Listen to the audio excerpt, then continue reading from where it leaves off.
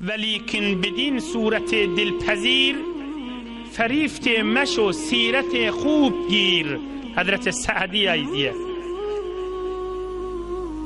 Velikin bedin sureti dilpezir, ferifte meşo sirete khub gir. Avadan yüdüğüdün ba Allah demiştik ama ona ağırlanma. Ahlak kahur. Zikirleri, namazlara katlayan adamla da şeyler. Ahlak kahur. Kılık kahur olmalıdır. Kılık kahur olmalıdır. Resulullah Aleyhisselam'ın icma şmahal 4. ilmi Peygamber'in gurruna ağdak geliyor. Peygamberimizin gurruna ağdak geliyor. Mübarek dünya gelinin teşmal 62. yaşı yetip geliyor. 4 yıllar olup bariye. Hemmeniz elhamdülillah içinde yetip. Fakat edip de şerefte eşitlerler. Hemmesi terbiyet gurrunlar da. Ya her hefte zikirden ve namazdan ve aradan gurrunları mı? Nauzubillah ol ibadeti küçültmen gurrunu değil ha. Gurrun şey edip terbiyet, ahlak, cami-i şinas, nehvi berhur, kiplimen uğrunu bilmek, terbiyet uğrunu bilmek, içeriğin minin, daşarın minin, düşmanın minin, dostun minin, hemsayan minin, hemme yağdaylar fakat edip gurrun kıyıbla. Arastalık, avadallık, gelişik, tamam eşitip tustaşı gurrundur. Velikin bedin sureti dilpezir, ferifte meşo sirete khufkir. Resulullah Aleyhisselam bir dirman sözünü aydiye, ey ummetim, kıyamet gün Allah Teala aytacak, inni cealtu neseben ve cealtum neseben fecealtu ekremakum etqakum وأنتم تقولون أنا فلان ابن فلان وأنا أكرم منك وأنا اليوم أرفع نسبي وأضع نسبكم أين المتقون قيامة كن الله يتق yaradan eyyamız. Ey mahluklar, ey adamlar, ey adam oğlu, dünyada sizin nesebiniz vardı. Aryailer, Sasaniler, Qacariler, ya öz aralarınızda falaniler, nesep vardı sizin aranızda, nispet verilirdi falaniler deyip. Ve menden nisbetim bağdı adamların içinde. Yani inami Hudayın nispeti falani Hudayi adam. Yine Allah'ı nispet diyerler şey. Falani Hudayi adamdı. Şuna Hudayı nispet diyerler şey. Berde taifa ya birdadın sivilin falaniler diyerdi. Allah Teala kıyamette aytacak. Sizin aranızda nispet bağdı. Ama bir tofar adamlar Hudayi'ydi. Allah'a nispetleri vardı. Zikirlerini, Allah'ın yad etyerliklerini, haramın izinini gezmeyerliklerini, ahlaklarını doğrulamaklarını Hudayi adamlardılar. Halka yaxşılığını yetirmedi, meriz gözlemedi, garip kasar gözlemedi, Hudayi adamdılar. Ve dünyada dünyanın nesebini halk inneyadi. Emma inni kıyamet bolli, men fakat öz nesebim innecektir diyecek Allah Teala. Her kim Hudayi olsa tursun diyecek. Hazreti Ata name diye. Ey cemaatler, şu rivayeti Hazreti Ata ibn Abi Rabah rivayet edip name diye. Şiyan hadisi okuyup cemaate name deyiptir. Hazreti Ata diyen adam Seyyid Şerif Cafer Sadık'ın ustadlarının biri. İmam-ı Azam Ebu Hanife'nin ustadlarının biri. Hazreti Ata şu mübarek hadisi okavaydıptır. فَلَا يَقُومُ إِلَّا مَنْعُونِيَ فَلَا يَقُومُ إِلَّا مَنْعُونِيَ فَلَا يَقُومُ إِلَّا مَنْعُونِيَ Kıyamette Hudayi adamdan adını tutup çağırılacak. Şonunu atlaş adamlar kendir deyiptir. Hemme şola tutulurlar turacak değildir.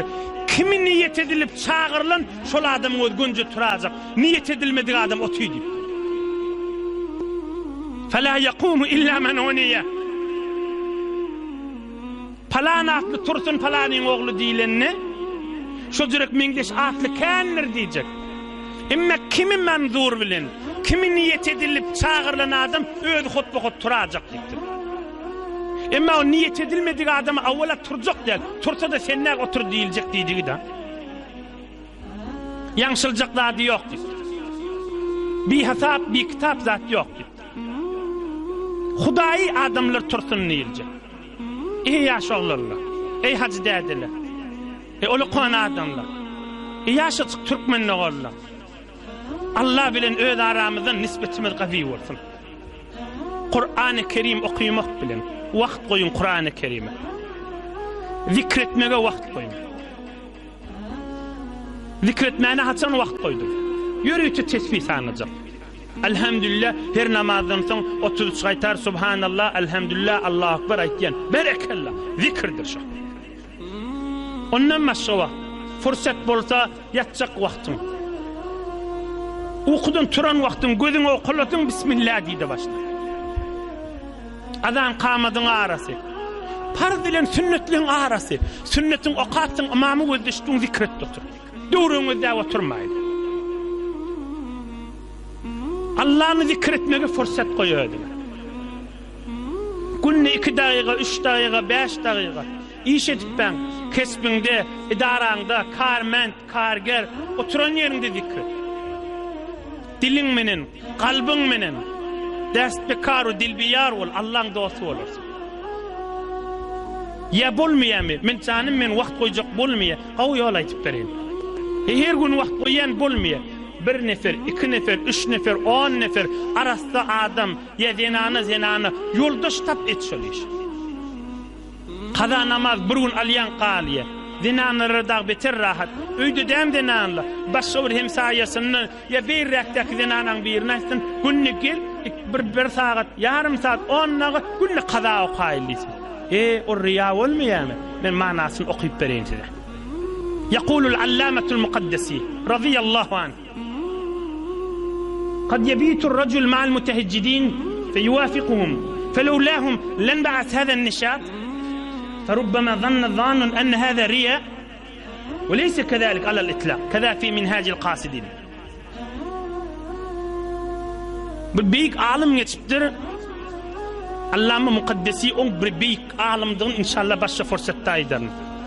Atı bir nurana adammıştı.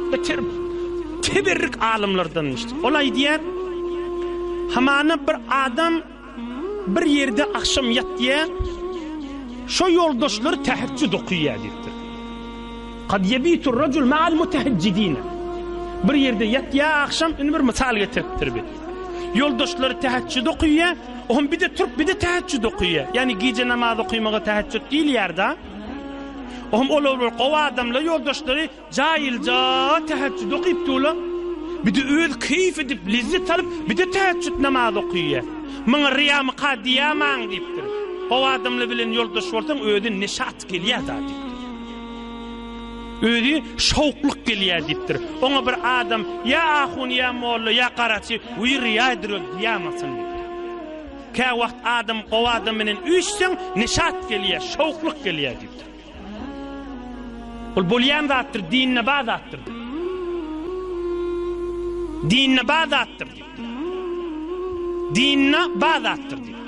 Özün bulmaya değil mi? Bir neferden kömek al. Birini yanına çağırıp gel film müddəilliğinden bir fırsat koysun. Öz ruhunun rahatlığından çıkıyor.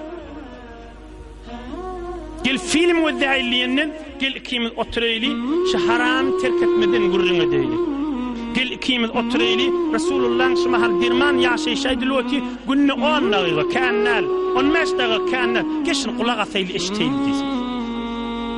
Gel günne 10 daqiqa qada namaz oqaylın. 10 daqiqanın içinde erti öyle ikinni okuyup oluyor. Kaygısız cahil okuysan qada alıp.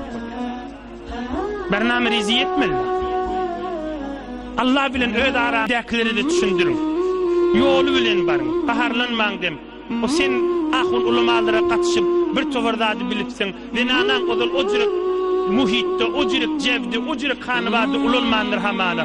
Onu bir mulahaza etti terbiyetinin idinleki. Men o gurruna hadir girmeyin. Kulasa 3 nefer olup, 5 nefer olup, 10 nefer olup, sen namazı durumda adam kovuk. Aslında cemaat, Resulullah'ın koyun sünneti. Köydün namazı okandı nazire, cemaatlen okandı nazire. Gurrun uzaklaştırmayın, gurrun şidi. Özün menen Allah'ın arasında nispet koymalıdır. Kıyamet günü Hudayi adamlar tursun nilenne fela yakumu illa men vaniye. İstenen adam öyle turcuktur. Sonra temmenide turmak nasip etsin inşallah. Hudayi adamlar tursun nilenne ayak üstüne kalmak temmenide nasip etsin inşallah. Bu her bir adamlar ki canı ölen ya şu yurdumuzda ya başka vatanlarda gezip veren, başka yurtlarda canı bilen gelecekten gelip başaran akla ya mirid ya başka uzurlar var. Allah şoları da nasip etsin. Hudayi adamlar tursun yerine ayaksına kalmalı inşallah.